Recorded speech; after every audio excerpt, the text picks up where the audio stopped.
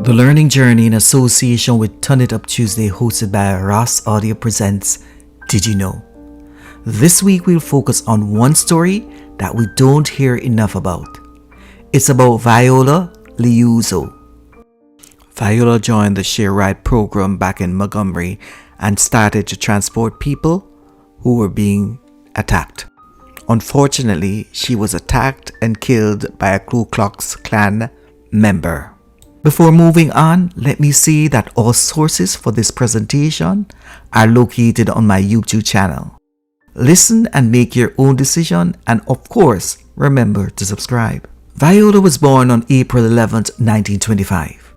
She spent her formative years in Georgia and Tennessee. During World War II, she moved to Michigan, where she got married and had 2 daughters. She would later get divorced and remarried to have 2 sons and 1 daughter. Historians describe her as a middle-class housewife and a mother of 5 children. Once her youngest child was in school, she enrolled at Wayne State University. Viola reflected critically after watching the horrors of the civil rights movement. She had seen black people being beaten, tear-gassed. In her heart, she decided to take a stand for justice and equality for all. She decided that she would help in the transportation of black people from Selma to Montgomery. On that dreadful day of March 25, 1965, she was transporting Leroy Moulton, a 19-year-old activist. The nightmare started at the stoplight when 4 Klansmen spotted Viola and Leroy. And according to one of the men, they had spent the day looking out for the opportunity to kill. Assessing the situation, Viola must have sped off. However, the men followed in pursuit. The evil men pulled alongside the car and fired a weapon. Viola was killed on the spot. Leroy used her blood to smear himself and pleaded. Within 24 hours, the men were arrested, and it should be noted that one of the men arrested was an FBI informant named Roe. Roe had participated in the beating of Freedom Riders a few years earlier and was suspected to be part of the 16th Street Baptist domestic terrorist attack. The reality is that this murder conviction was destined to fail. Viola's death sent shockwaves throughout the country, as many now realize how far some would go to maintain their power over others.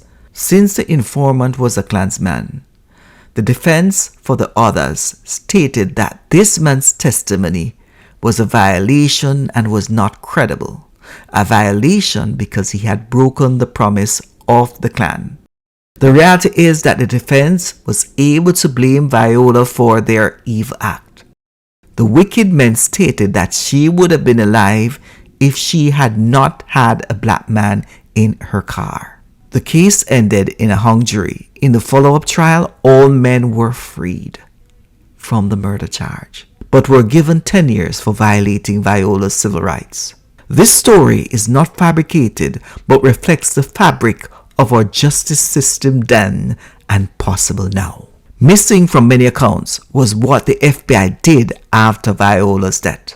According to many sources, the FBI engaged in a smear campaign against Viola. Despite this woman having come from a solid background with a passion for seeking justice for people she did not know, she was labeled as an outside agitator, someone that came in to cause problems. The FBI would leak information to the press suggesting that Viola was engaged in romantic relationships with black men. They also said that she was unstable and had abandoned her family to cause trouble. Viola was the only U.S. white civilian killed during the Civil Rights era. Her death inspired Congress to pass the Voting Rights Act of 1965, which mandated that all citizens must be allowed to vote without discrimination based on race. There are many ways you can honor Viola and her memory. You can study her story and the untold story of other civil rights leaders and movers. If Viola were alive today, would she be satisfied with our approach in advocating for ourselves?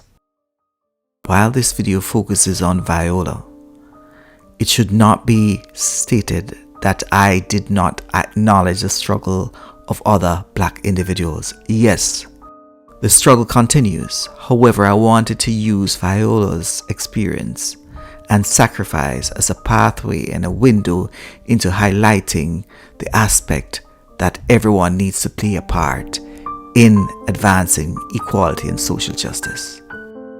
I have some critical thoughts and questions to end this presentation.